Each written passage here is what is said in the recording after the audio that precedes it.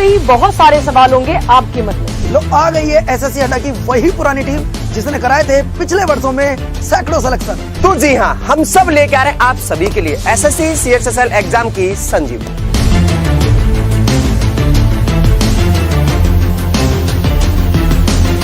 तो जुड़िए हमारे साथ 1 बजे जीके जीएस की अपनी सारी समस्याओं को खत्म करने के लिए। 2 बजे अगर आप रीजनिंग में फंसते हैं किसी भी चीज में तो उसको दूर करना है 2 बजे। 3 बजे मिलेंगे हम लोग इंग्लिश के डर को दूर करने के लिए और 4 बजे मैथ्स की कैलकुलेशन को अच्छा करने के लिए और 5 बजे मिलेंगे विज्ञान के सारे एक्सपेरिमेंट्स को जानने के लिए। तो जुड़िए हमारे साथ एसएससी अड्डा 24/7 यूट्यूब चैनल।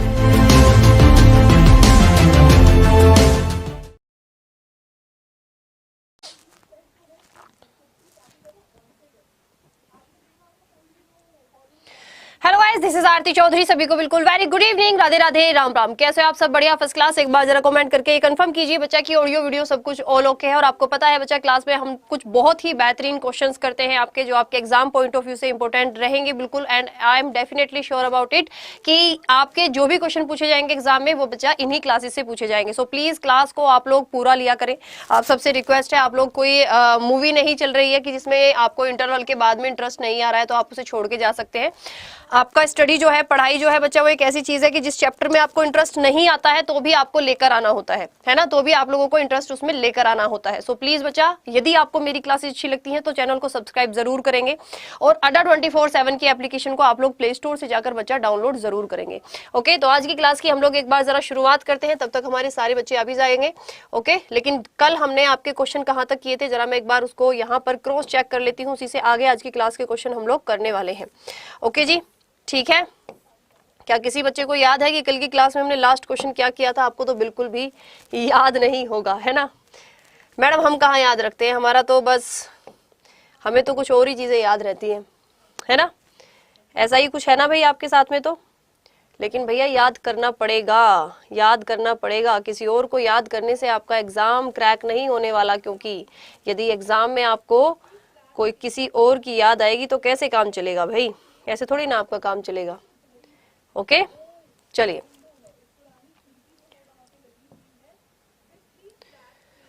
चलिए जी, यहाँ से आज की क्लास की हम लोग बच्चे शुरुआत कर लेते हैं आपकी कि निम्न में से किस गैस को हम लोग अश्रु गैस की तरह इस्तेमाल कर सकते हैं। इनमें से किसका इस्तेमाल हम लोग अश्रु गैस की तरह यानी आंसू गैस के रूप में हम इनमें से किसका इस्तेमाल कर सकते हैं? क्या बच्चा? आंसू गैस के रूप में हम इनमें से किसका इस्तेमाल कर सकते हैं? बताइए, आंसू गैस के रूप में हम इनमें से किसका इस्तेमाल कर सकते हैं? फटाफट बताइए। आंसू गैस के रूप में हम इनमें से किसका इस्तेमाल कर सकते हैं बच्चा? आपका क्लोरीन का। किसका बच्चा? हम लोग आपकी क्लोरीन का इस्तेमाल कर सकते हैं आंसू गैस के रूप में। चलिए अगला क्वेश्चन देखते हैं।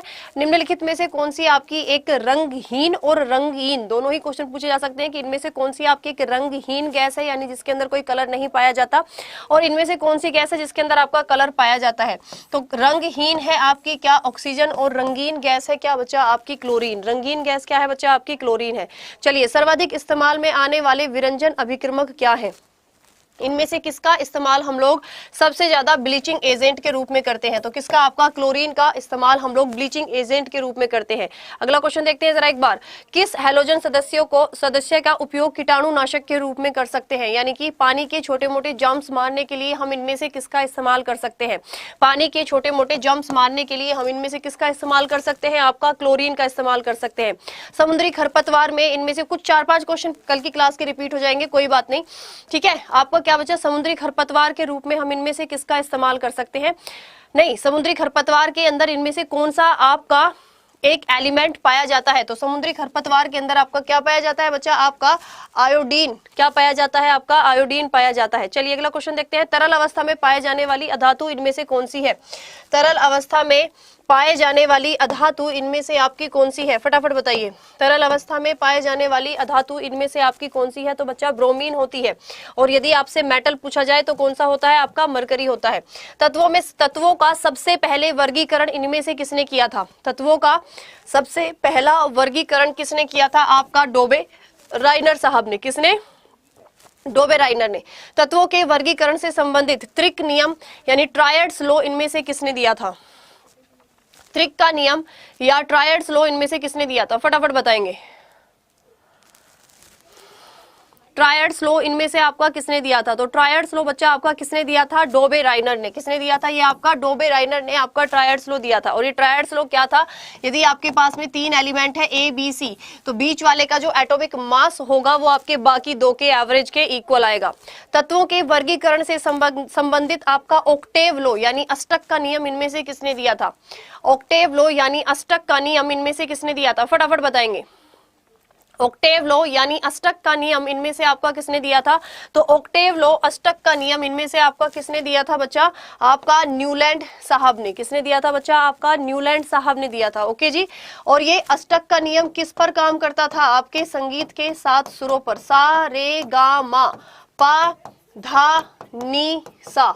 जिस तरह से संगीत में पहला और 8वां सुर आपका सेम होता है, इन्होंने कहा था कि मेरी जो टेबल तैयार होगी, पीरियोडिक टेबल नहीं, मेरी जो टेबल तैयार होगी उसमें पहले और 8वें एलिमेंट की आपकी केमिकल प्रॉपर्टीज एक जैसी होंगी।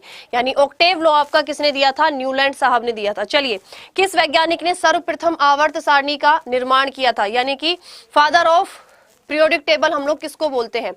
फादर ऑफ पीरियोडिक टेबल किसको कहा जाता है? बताइए। फादर ऑफ पीरियोडिक टेबल हम इनमें से किसको बोलते हैं? तो फादर ऑफ पीरियोडिक टेबल हम लोग किसको बोलते हैं बच्चा? आपका मेंडलीव साहब को। किसको बोलते हैं बच्चा? मेंडलीव साहब को हम लोग फादर ऑफ पीरियोडिक टेबल बोलते हैं। नेक्स्ट क्वेश्चन देखते हैं। आधुनिक आवर्त नियम यानी हमारे पास में जो मॉडर्न पीरियोडिक टेबल है उसका जनक हम किसको मानते हैं? यानी father of modern periodic table किसको कहा जाता है? पहले पूछा गया कि पीरियोडिक टेबल के फादर हम लोग किसको बोलते हैं। दूसरा क्वेश्चन पूछा गया है कि मॉडर्न पीरियोडिक टेबल के फादर हम किसको बोलते हैं? बताइए जी।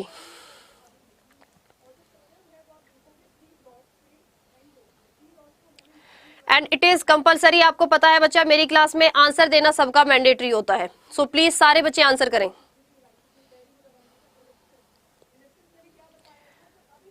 भाई ये तो बहुत इजी क्वेश्चन है यार।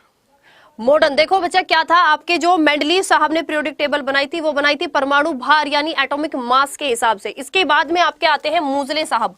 मूजले साहब ने कहा कि देखो भाई पीरियोडिक टेबल शब्द का इस्तेमाल आपका मेंडलीव साहब ने किया। बहुत सारी चीजें अच्छी बता के गए वो आपकी पीरियोडिक टेबल में, लेकिन एक गड़बड़ हो गई कि उन्होंने जो पीरियोडिक टेबल बनाई है वो एटॉमिक मास के हिसाब से बनाई है।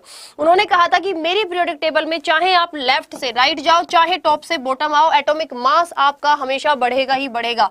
इसके बाद में मूजले साहब ने कहा कि नहीं भैया ऐसा नहीं हो सकता, जब आप लेफ्ट से राइट जाएंगे तो कुछ एलिमेंट ऐसे देखे गए जिनका एटॉमिक मास नहीं बढ़ रहा था। ओके, तो इन्होंने कहा कि मेरी पीरियोडिक टेबल में चाहे लेफ्ट से राइट जाओ चाहे टॉप से बॉटम जाओ, आपका एटॉमिक नंबर हमेशा बढ़ेगा ही बढ़ेगा। और इसीलिए father of modern periodic table किसको कहा जाता है? आपका मूजले साहब को।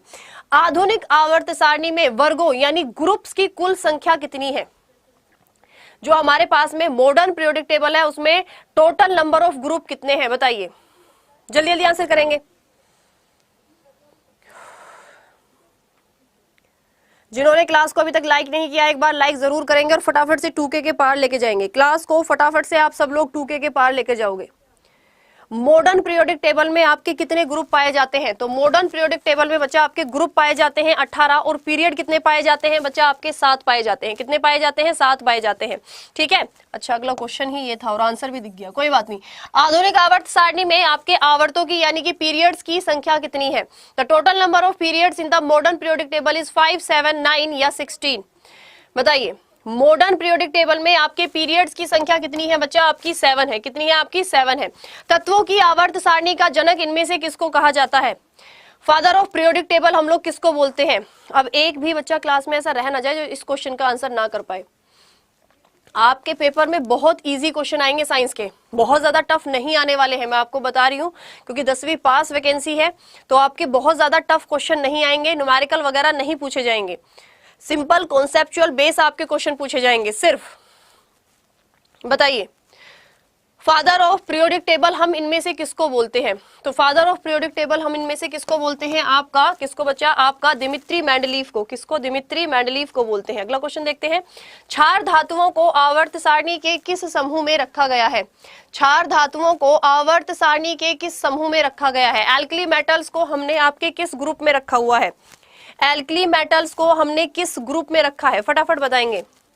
एल्कली मेटल को हमने किस ग्रुप में रखा है? तो हमने फर्स्ट ए में, किसमें बच्चा आपका फर्स्ट ए में रखा है किसको, आपके एल्कली मेटल्स को। नेक्स्ट क्वेश्चन देखते हैं, किस समूह के तत्वों को कॉइन मेटल्स या सिक्का धातु कहा जाता है। किस समूह के तत्वों को कॉइन मेटल या सिक्का धातु कहा जाता है, फटाफट बताइए। किस समूह के तत्वों को कॉइन मेटल या आपका सिक्का धातु कहा जाता है। फर्स्ट बी, किसको बच्चा, आपके फर्स्ट बी के जो आपके एलिमेंट है उनको हम क्या बोलते हैं, सिक्का धातु बोलते हैं। हल्की धातु, सबसे हल्की धातु इनमें से कौन सी है, मैग्नीशियम, एल्यूमिनियम, प्लेटिनियम या लिथियम। इनमें से सबसे हल्की धातु कौन सी है, मैग्नीशियम, एल्यूमिनियम, प्लेटिनियम या लिथियम, बताइए।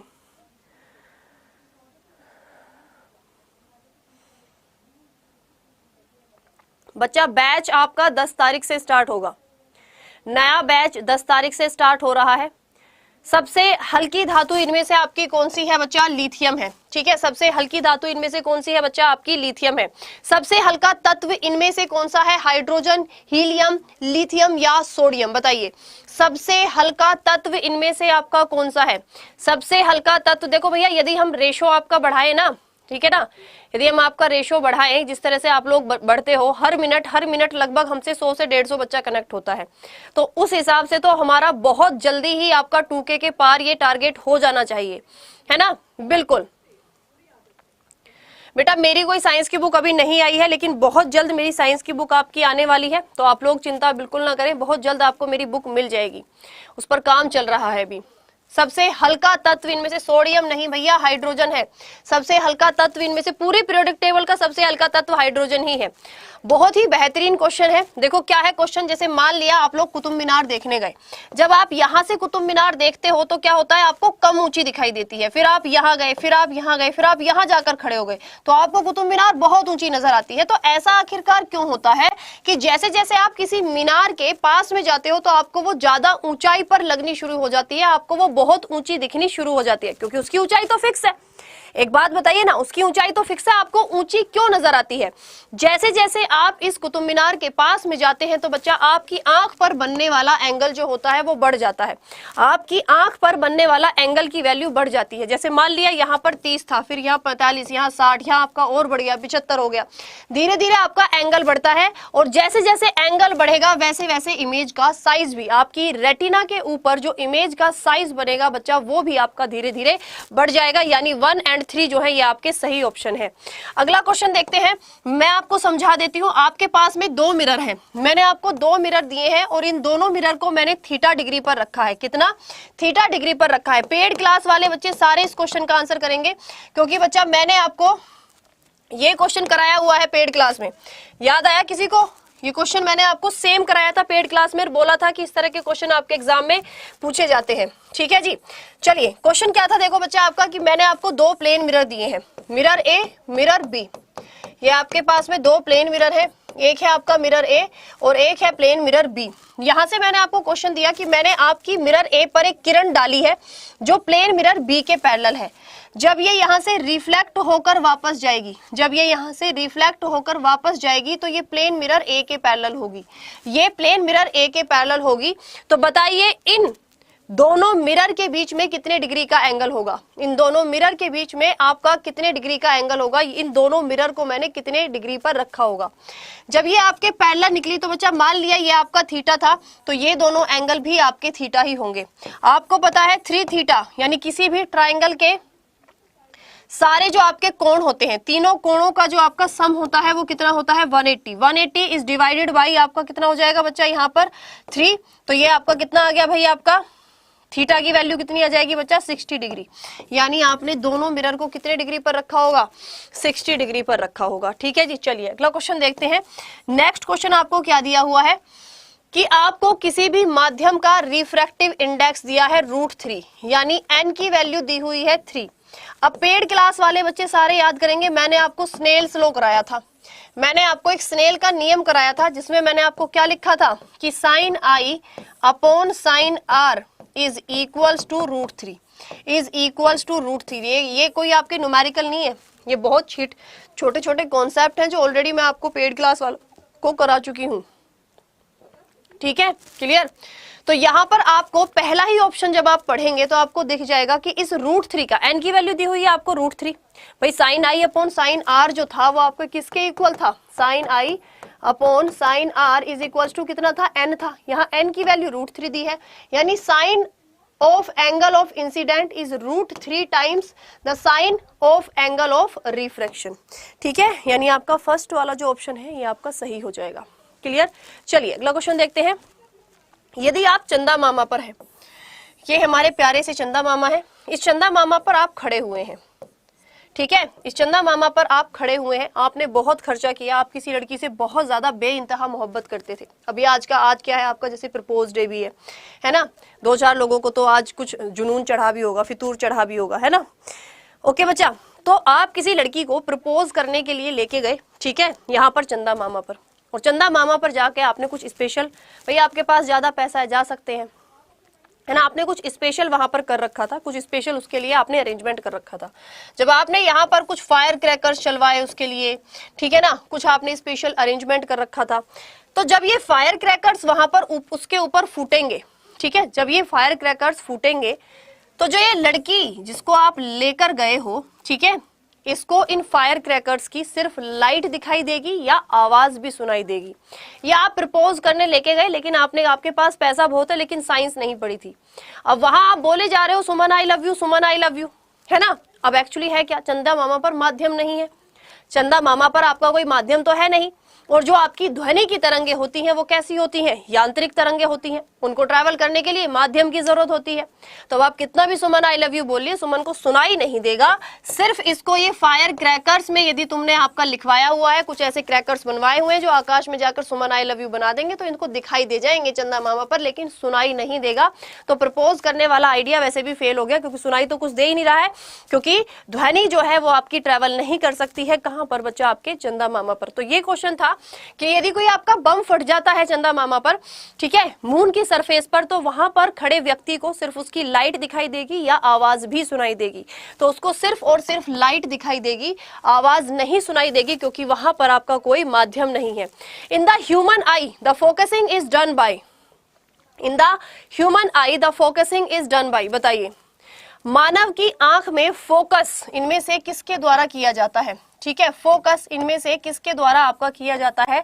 तो मानव की आंख में आपका फोकस इनमें से किसके द्वारा किया जाता है, change in the convexity of the eye lens, change in the convexity of the eye lens. ठीक है जी, क्लियर बच्चा। 1 सेकंड का टाइम देना, 1 सेकंड का टाइम देना बच्चों।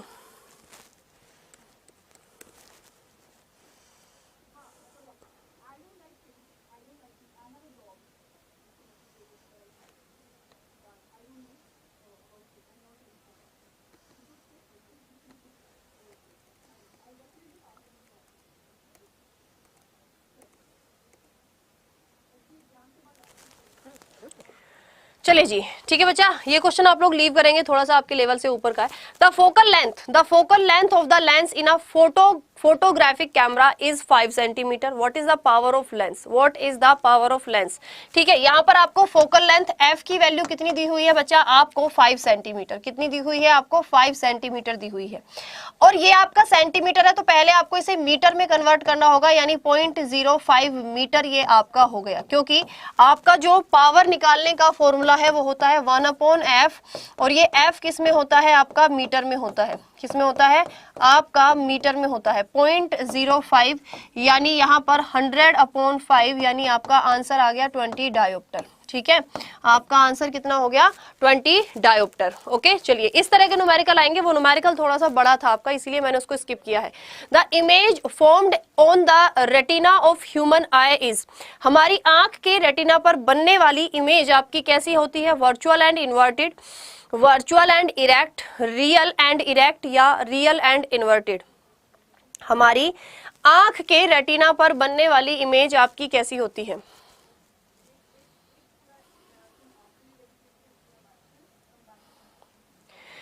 भैया जिसको कमेंट करना है, आंसर करने हैं तो कमेंट करो, नहीं तो मत करो, ठीक है ना, नहीं तो मत करो भैया। बिल्कुल। तो हमारी आंख के रेटिना पर इनमें से आपकी कैसी इमेज बनती है? उल्टी और वास्तविक इमेज बनती है, ठीक है ना। लेकिन इसका मतलब पता है क्या, कि आपके आंख के रेटिना पर जो अभी मेरी इमेज बन रही होगी वो कैसी होगी? उल्टी होगी।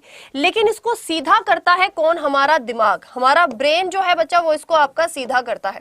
हमारा ब्रेन जो है वो इसको आपका सीधा करता है। चलिए, a lens emerged in a liquid become invisible when.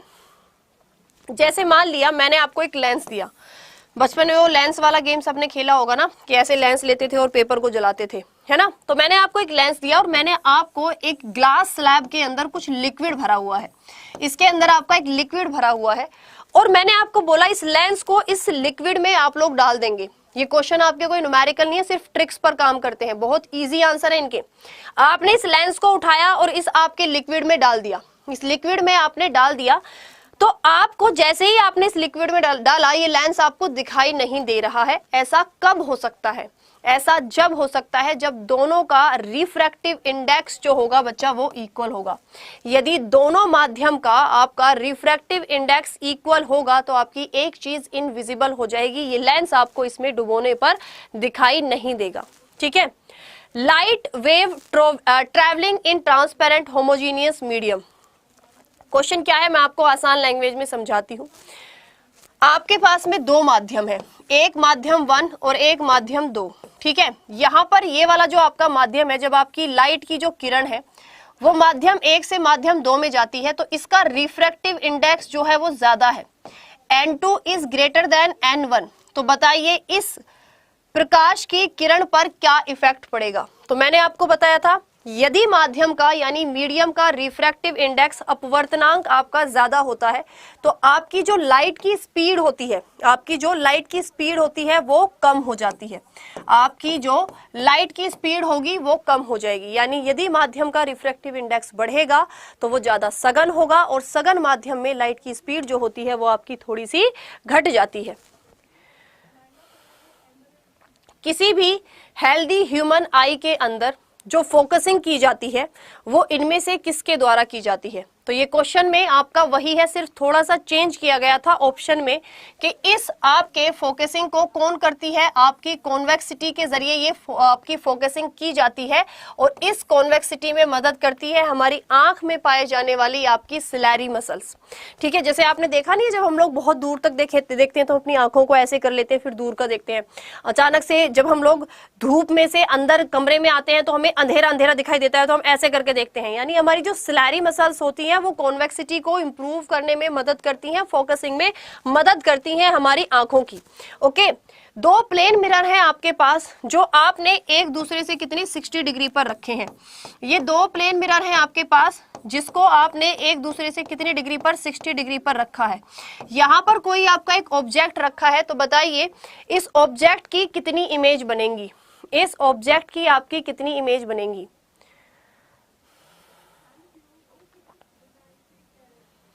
बताइए जी।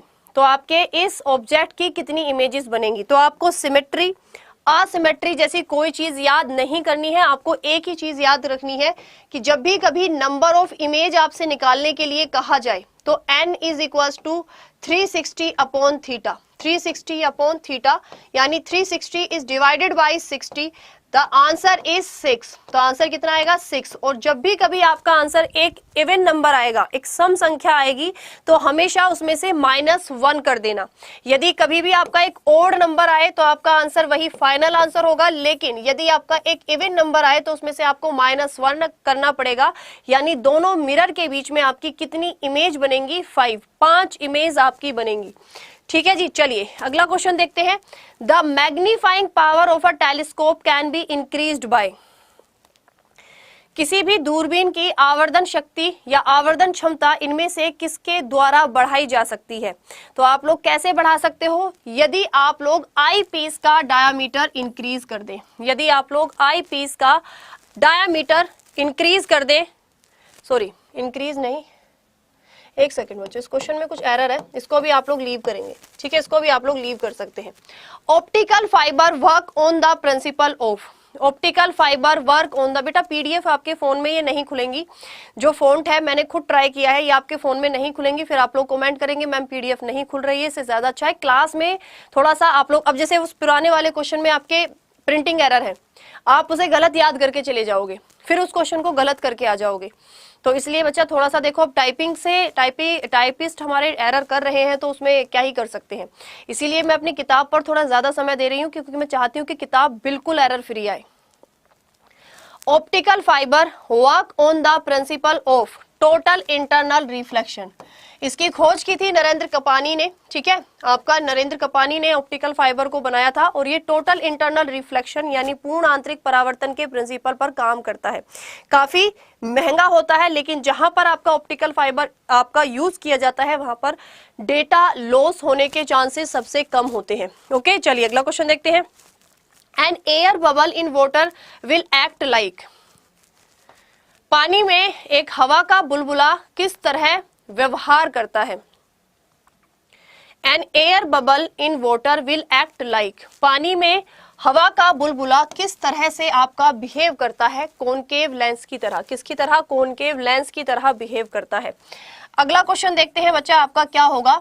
When a mirror is rotated bye an angle theta the reflected ray will rotated bye, यदि आपने किसी दर्पण को, किसी मिरर को थीटा डिग्री पर रोटेट कर दिया है तो उससे परावर्तित होने वाली, उससे रिफ्लेक्ट होने वाली जो आपकी किरण होगी वो कितने डिग्री घूम जाएगी, वो कितने डिग्री आपकी घूम जाएगी, तो वो आपकी 2 थीटा डिग्री घूम जाएगी। Total internal reflection can take place when light travels from, पूर्ण आंतरिक परावर्तन, पूर्ण आंतरिक परावर्तन आपका, पूर्ण आंतरिक परावर्तन आपका कब हो सकता है, पूर्ण आंतरिक परावर्तन इनमें से किस स्थिति में आपका हो सकता है, बताइए। पूर्ण आंतरिक परावर्तन इनमें से, देखो पूर्ण आंतरिक परावर्तन होने के लिए क्या होता है, आपकी मिरर, आपकी जो किरण है वो हमेशा डेंसर से रेरर मीडियम में गई हो, किसमें बच्चा, हमेशा डेंसर से रेरर मीडियम में जाएगी, जब ही अभिलंब से दूर हटेगी और तभी आपका टोटल इंटरनल रिफ्लेक्शन हो सकता है। तो इनमें से वो कौन सा केस बनेगा, इनमें से वो कौन सा केस बनेगा। तो यदि आपकी किरण डायमंड से ग्लास में जाएगी, बाकी आपके सब क्या है, आपके रेरर टू डेंसर है, लेकिन डायमंड आपका क्या होता है, ज्यादा डेंस होता है कंपेयर टू ग्लास, क्योंकि इसका रिफ्रैक्टिव इंडेक्स जो होता है वो ग्लास से ज्यादा होता है, इसलिए डायमंड आपका क्या होता है, ज्यादा डेंस होता है। तो यदि आपकी कोई भी किरण डायमंड से ग्लास में जाएगी तो हमेशा आपका उसमें टोटल इंटरनल रिफ्लेक्शन होगा। Diffusion of light in the atmosphere takes place due to, diffusion of light in the atmosphere takes place due to, किसके कारण लाइट का, प्रकाश का डिफ्यूजन होता है, तो हमारे वातावरण में जो आपके धूल के कण होते हैं, जो डस्ट पार्टिकल प्रेजेंट होते हैं, उन्हीं के कारण लाइट का डिफ्यूजन होता है। जीवन शक्ति के सिद्धांत का प्रतिपादन इनमें से किसने किया था, जीवन शक्ति के सिद्धांत का प्रतिपादन इनमें से किसने किया था, बताइए। जीवन शक्ति के सिद्धांत का प्रतिपादन इनमें से आपका किसने किया था, बर्जीलियस ने, किसने किया था बच्चा, आपका बर्जीलियस ने किया था। अगला क्वेश्चन देखते हैं जरा क्या होगा। प्रयोगशाला में संश्लित किए जाने वाला पहला कार्बनिक यौगिक इनमें से कौन सा था, लैक्टिक एसिड, ग्लूकोज, यूरिया या यूरिक एसिड। इनमें से किस कंपाउंड को हमने सबसे पहले आपका लैब के अंदर तैयार किया था।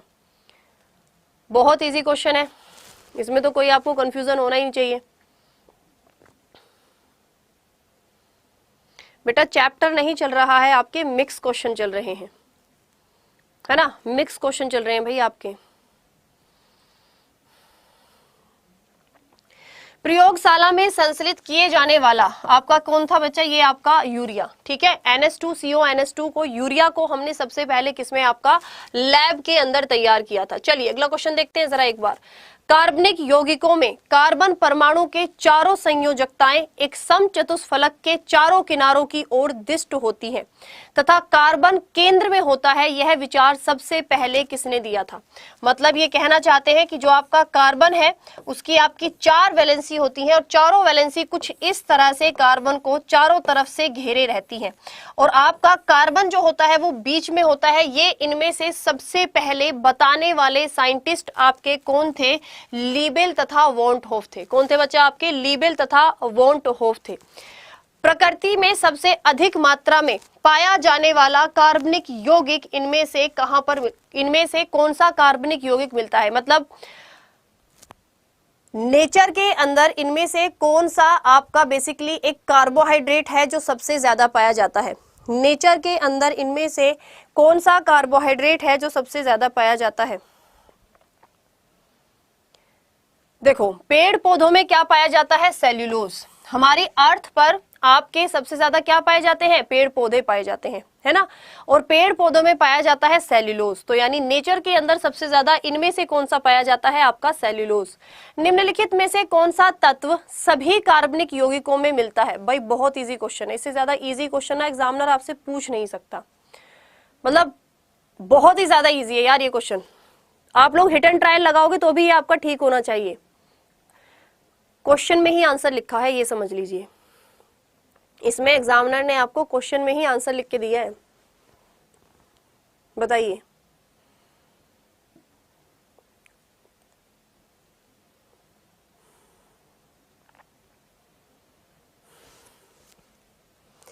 जब तक सारे बच्चे इस क्वेश्चन का आंसर नहीं करेंगे ना भाई, अगला क्वेश्चन तो मैं बिल्कुल नहीं विजिबल कराने वाली। अरे देखो, क्वेश्चन को ध्यान से पढ़ो। क्वेश्चन में क्या लिखा है? कार्बनिक यौगिक। कार्बनिक यौगिक लिखा है और ऑप्शन में पहला ऑप्शन ही उसने कार्बन दिया है। भाई जब वो आपका एक ऑर्गेनिक कंपाउंड है तो उसके अंदर कार्बन तो पाया जाएगा ना। ऐसा तो हो ही नहीं सकता कि कोई भी आपका ऑर्गेनिक कंपाउंड बिना कार्बन के बन जाए। तो आपका आंसर सिंपल क्या हो जाएगा भाई? कार्बन हो जाएगा। चलिए अगला क्वेश्चन देखते हैं। कपूर को किस विधि के द्वारा आपका शुद्ध किया जाता है? इनमें से किस विधि के द्वारा कपूर को हम लोग शुद्ध कर सकते हैं? किस विधि के द्वारा हम लोग आपका कपूर को बच्चा शुद्ध कर सकते हैं? तो किस विधि के द्वारा? ऊर्ध्वापतन के द्वारा। किसके द्वारा? ऊर्ध्वापतन के द्वारा। अल्कोहल में पाया जाने वाला ग्रुप इनमें से कौन सा है? बहुत इजी क्वेश्चन है। अल्कोहल के अंदर इनमें से कौन सा ग्रुप पाया जाता है? बताइए।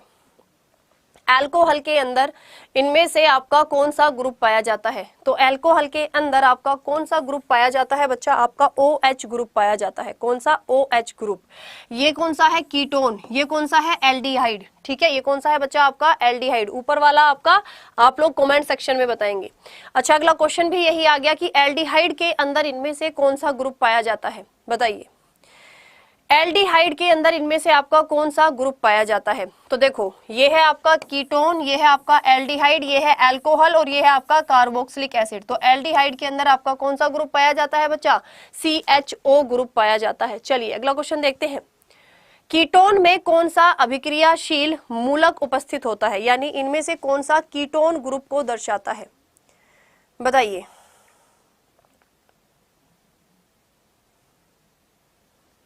इनमें से कौन सा कीटोन ग्रुप को आपका दर्शाता है? तो क्या बच्चा? CO। ये किसको दर्शाता है? आपके कीटोन ग्रुप को। अगला क्वेश्चन देखते हैं। संतृप्त हाइड्रोकार्बन का सामान्य सूत्र क्या होता है? General formula of saturated hydrocarbon. आज बिल्कुल नए क्वेश्चन मिल रहे होंगे आपको, है ना। बहुत समय लगा है भाई, आज बहुत मेहनत से आपके क्वेश्चन सेलेक्ट किए हैं आज मैंने आज की क्लास के लिए। आज मैं सोच के आई थी आज चाहे बेशक बच्चा कम रह जाए, लेकिन मुझे ये पता है कि आज जो बच्चा क्लास में पढ़ेगा उसको बिल्कुल डिफरेंट कंटेंट मिलेगा जो अब तक उसने किसी क्लास में नहीं पढ़ा होगा। बिल्कुल। तो आपका संतृप्त हाइड्रोकार्बन का फॉर्मूला क्या होता है? CnH2n+2। क्या होता है? इसी से आपके सारे के सारे जो IUPAC नेम वगैरह बनते हैं वो आपके इसी से बनते हैं। इथेन, मीथेन, प्रोपेन, ये सब आपके इसी से बनते हैं। ठीक है, अब धीरे धीरे देखो ये कैसे बदलेंगे। जैसे नेक्स्ट आपके से पूछा गया है कि एल्काइन का सामान्य सूत्र क्या होता है? तो ये बेसिकली आपके 3 होते हैं, एन, इन, आइन। जो बच्चे साइंस स्ट्रीम के होंगे अच्छे से समझ रहे होंगे और जो नहीं है उनको भी आसान लैंग्वेज में समझा रही हूँ। एन, इन, आइन। देखो एन का होगा आपका क्या? CnH2n+2। अब इसमें से आपको 2 माइनस करना है। यानी इन का होगा CnH2n और आइन का होगा CnH2n-2। तो यहां से एल्काइन आपसे पूछा गया है, यानी YnE लगा होगा तो आपका क्या हो जाएगा CnH2n-2। चलिए अगला क्वेश्चन देखते हैं। नेक्स्ट पूछा गया है एल्कीन, एन इन आइन। एन इन आइन सिर्फ दो का डिफरेंस होता है, तो यहां पर आपका क्या हो जाएगा, यहां पर आपका CnH2n, आपका जनरल फॉर्मूला क्या बनेगा CnH2n। चलिए अगला क्वेश्चन देखते हैं। एल्केन का सामान्य सूत्र क्या होगा। IUPAC नेम आपके सिलेबस में नहीं है, मैक्सिमम जितना हो सकता है बच्चा उतना आपकी स्क्रीन पर है। ओके जी, एल्केन का सामान्य सूत्र आपका क्या हो सकता है, तो एल्केन का क्या होगा CnH2n+2। क्या होगा CnH2n+2।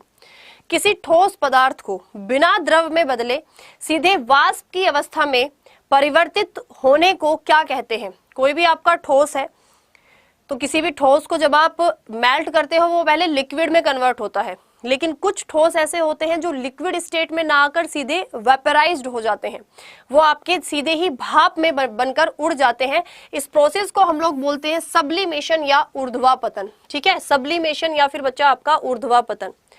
कार्बनिक यौगिकों के सूक्ष्म जीवों द्वारा धीरे धीरे अपघटित होने वाली क्रिया को क्या कहते हैं। कोई भी आपके पास में माइक्रो ऑर्गेनिजम्स हैं, वो किसी चीज को धीरे धीरे डिकम्पोज कर रहे हैं। ये डिकम्पोजिशन के प्रोसेस को हम लोग क्या बोलते हैं, फर्मेंटेशन, यानी इसको हम लोग किण्वन कहते हैं। फर्मेंटेशन यानी इसको किण्वन कहा जाता है। ठोस कपूर जो होता है वो आपका डायरेक्ट इवेपोरेट हो जाता है, वो आपका लिक्विड में नहीं कन्वर्ट होता, वो आपका डायरेक्ट इवेपोरेट हो जाता है। और डायरेक्ट इवेपोरेट होने वाले प्रोसीजर को हम लोग क्या बोलते हैं, सब्लिमेशन या ऊर्ध्वापतन। क्या बोलते हैं बच्चा, सब्लिमेशन या ऊर्ध्वापतन।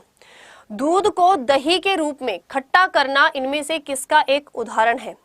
साबुनीकरण का, आपका ये तो गलत लिखा हुआ है, किण्वन का या एस्टीकरण का। दूध को दही के रूप में खट्टा करना किसका एक उदाहरण है, इनमें से किसका एक उदाहरण है।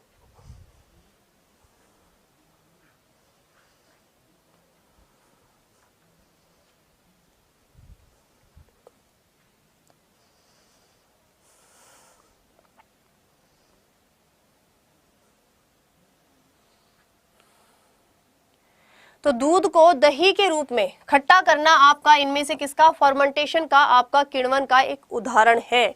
ठीक है, शराब भी बच्चा आपके किसके, फर्मेंटेशन से ही तैयार की जाती है। किण्वन का एक उदाहरण है दूध का खट्टा होना, गीले आटे का खट्टा होना, गन्ने के रस से शराब का बनाना, या आपके सारे के ही सारे ये आपके किसका, फर्मेंटेशन का, यानी आपका किण्वन का एक उदाहरण है। बताइए।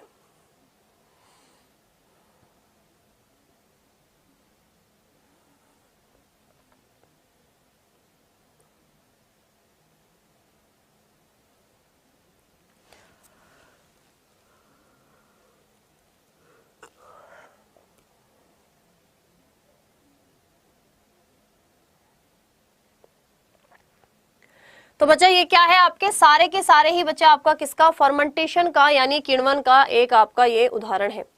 Water treatment plant use calorie mines ensure, यानी जो आपके वाटर ट्रीटमेंट प्लांट्स होते हैं, जो आपके जल संयंत्र होते हैं, उनमें हम किसका, क्लोरीन की गोलियों का इस्तेमाल करते हैं। किस चीज के लिए, पानी के टेस्ट को अच्छा करने के लिए, उसमें से अच्छी स्मेल आए, या फिर बच्चा आपके पानी को एक तरह से खरपतवार में नियंत्रण करने के लिए, या फिर उसके अंदर जो छोटे मोटे जर्म्स हैं उनको मारने के लिए, या उसके अंदर से आपकी परमानेंट हार्डनेस को दूर करने के लिए।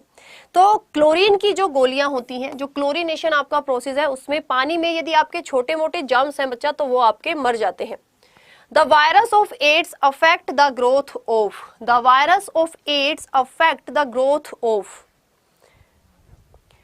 एड्स का वायरस जिसका नाम क्या है आपका HIV, और फुल फॉर्म क्या होती है आपकी HIV, और फुल फॉर्म क्या होती है, ह्यूमन इम्यूनो डेफिशिएंसी वायरस। ठीक है, ह्यूमन इम्यूनो डेफिशिएंसी वायरस। हमारे शरीर में ये वायरस बेसिकली जो लिम्फोसाइट्स पाए जाते हैं, WBC के अंदर जो लिम्फोसाइट्स पाए जाते हैं उनमें आपकी B और T सेल्स पाई जाती हैं। B और T बेसिकली आपकी ग्रेन्यूल्स होती हैं, सेल्स तो नहीं होती हैं। तो जो आपकी B और T लिम्फोसाइट्स होती हैं उनको अफेक्ट करता है, क्योंकि ये क्या होती हैं, आपकी याददाश्त वाली कोशिकाएं होती हैं, बीमारियों से लड़ने में मदद करती हैं। इनको अफेक्ट करता है, WBC को अफेक्ट करता है। और WBC का काम क्या होता है बच्चा? WBC हमारे शरीर की बीमारियों से लड़ने में मदद करते हैं। ओके, चलिए अगला क्वेश्चन देखते हैं जरा एक बार। नेक्स्ट क्वेश्चन क्या होगा?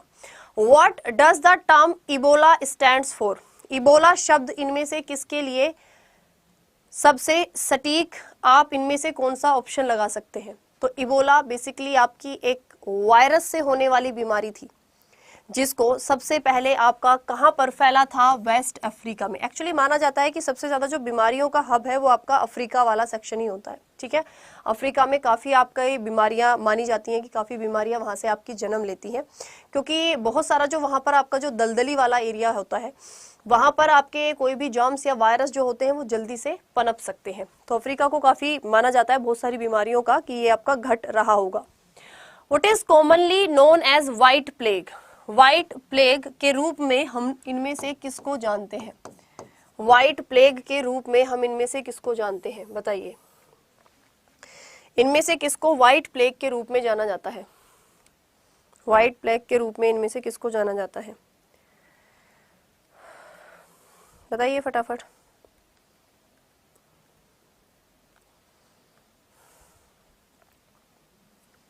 तो व्हाइट प्लेग के रूप में हम लोग किसको जानते हैं? ट्यूबरक्लोसिस, टीबी को। और टीबी किससे होने वाली बीमारी है? आपके एक बैक्टीरिया से होने वाली बीमारी है। किस बैक्टीरिया से? Mycobacterium tuberculosis. माइक्रोबैक्टीरियम ट्यूबरक्लोसिस से ये बीमारी बेसिकली आपकी होती है। आपको मैच करना है कोलेरा, इन्फ्लुएंजा, ट्यूबरक्लोसिस या टाइफाइड, इनमें से किस किस कारण से होते हैं। तो आपको देखो ट्यूबरक्लोसिस देखते ही तो आपको समझ में आ गया होगा, तो ये तो आपकी एक बैक्टीरिया से होने वाली बीमारी है। और किस बैक्टीरिया से? माइक्रोबैक्टीरियम। किससे बच्चा? ये आपकी माइक्रोबैक्टीरियम नाम के बैक्टीरिया से बेसिकली आपकी बीमारी होती है। टाइफाइड होता है सैल्मोनीला टाइफी से। आप दो ऑप्शन में फंसेंगे, कोलेरा एंड आपका इन्फ्लुएंजा। किसमें बच्चा? आपका कोलेरा एंड इन्फ्लुएंजा। तो कोलेरा आपकी किससे होने वाली बीमारी है? कोलेरा आपकी किससे होने वाली बीमारी है? ये बेसिकली आपके विब्रियो कोलेरा, एक आपका क्या है? विब्रियो कोलेरा नाम का एक बैक्टीरिया है जिससे आपकी ये बीमारी होती है। इन्फ्लुएंजा आपकी एक वायरस से होने वाली बीमारी है और इसको हम लोग लिखेंगे क्या? मीक्सो वायरस। कौन से वायरस से? मीक्सो वायरस से। अगला क्वेश्चन देखते हैं जरा एक बार। Deficiency which of the following element is responsible for weakening of bones? यदि आपकी हड्डियां कमजोर होनी शुरू हो जाए तो इनमें से किस तत्व की कमी हो सकती है? कैल्शियम, नाइट्रोजन, फास्फोरस या कार्बन?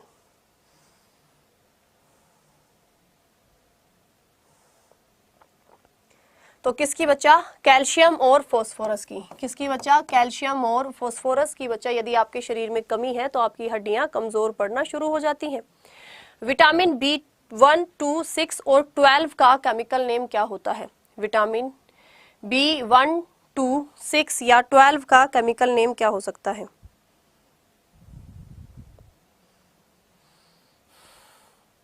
विटामिन B1 का केमिकल नेम होता है आपका थायमिन। B2 का नाम होता है राइबोफ्लेविन। B6 का नाम होता है पायरोडॉक्सिन और B12 का नाम होता है क्या? साइनोकोबालमिन। क्या होता है बच्चा? आपका साइनोकोबालमिन। अब आपका जो भी ऑप्शन है आप लोग उसे मैच कर सकते हैं। Outer coating of capsule is made up of. कोई भी यदि आपका कैप्सूल होता है तो उसकी जो आउटर ऊपर की जो कवरिंग होती है वो इनमें से किसकी बनी होती है? कैप्सूल जो आप लोग खाते हो उस कैप्सूल की आउटर कवरिंग इनमें से किसकी बनी होती है? कैप्सूल की आउटर कवरिंग इनमें से किसकी बनी होती है बच्चा? आपके स्टार्च की। किसकी बनी होती है? ये स्टार्च की बनी हुई होती है। विच of the following provide instant energy? इनमें से किससे हमें तुरंत ऊर्जा मिलती है? इनमें से किससे हमें आपकी तुरंत ऊर्जा मिलती है? तो किससे बच्चा? ग्लूकोज से। हमें इंस्टेंट एनर्जी इनमें से किससे मिलती है? आपके ग्लूकोज से मिलती है। ठीक है, चलिए। Enzymes are mainly carbohydrate, protein, lipids या amino acids? Enzymes are mainly carbohydrate, protein, lipids या अमीनो एसिड?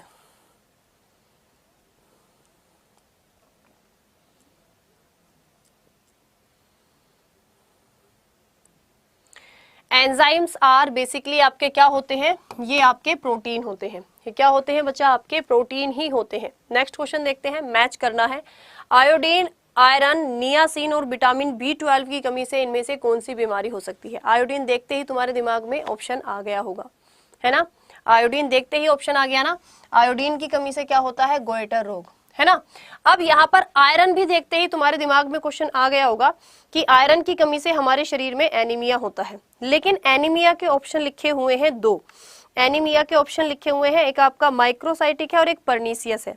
लेकिन मुझे ये पता है कि विटामिन B12 की कमी से, विटामिन B12 की कमी से पर्नीसियस एनीमिया होता है। तो ऑब्वियसली आयरन की से आपका क्या होगा, माइक्रोसाइटिक एनीमिया। और नियासिन की कमी से पेलेग्रा डिजीज होती है। बेसिकली आपकी कौन सी होती है, पेलेग्रा डिजीज होती है। ठीक है, विटामिन B12 की कमी से सबसे ज्यादा फेस पर जो आपके छोटे छोटे दाने होते हैं ना, वो विटामिन B12 की कमी से होते हैं। ECG का उपयोग इनमें से किसके लिए किया जाता है? क्वेश्चन बड़ा है और पता है मतलब कितना है सिर्फ, कि ECG का प्रयोग इनमें से किसके लिए किया जाता है? भाई ECG मैंने आपको बोला था, यदि आपको कहीं पर भी आपकी इलेक्ट्रिक कार्डियोग्राम, कार्डियो शब्द यदि दिखे तो आपको ऑप्शन में हार्ट ढूंढना है। आपको ऑप्शन में क्या ढूंढना है, सिर्फ हार्ट ढूंढना पड़ेगा।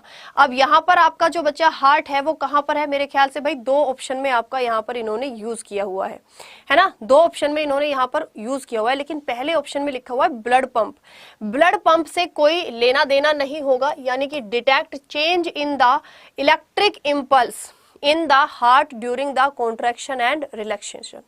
ठीक है, यानी आपका डायस्टोल और सिस्टोल में कितना चेंज हो रहा है, इलेक्ट्रिक इंपल्स में कितना चेंज हो रहा है, वो हम किसके जरिए, ECG के जरिए आपका चेक करते हैं। Which of the following minerals is essential for controlling heart beat? Heart beat को रेगुलेट करने के लिए इनमें से किस मिनरल का इस्तेमाल किया जाता है, या किस एलिमेंट का हम लोग इस्तेमाल करते हैं? सेम वही क्वेश्चन कि हमारे हार्ट और हमारे ब्रेन के लिए इनमें से कौन सा एलिमेंट आपका जरूरी है। हमारे हार्ट और हमारे ब्रेन के लिए इनमें से आपका कौन सा एलिमेंट जरूरी होता है बच्चा? आपका सोडियम। क्या जरूरी होता है? आपका सोडियम जरूरी होता है। ठीक है, अगला क्वेश्चन देखते हैं जरा एक बार। Virus of bird flu is also known as, या फिर आपका बर्ड फ्लू इनमें से किस वायरस से होता है? बर्ड फ्लू आपकी जो बीमारी है वो इनमें से किस वायरस से होती है, बताइए। बर्ड फ्लू जो बच्चा आपकी बीमारी है वो इनमें से किस वायरस से आपकी होती है?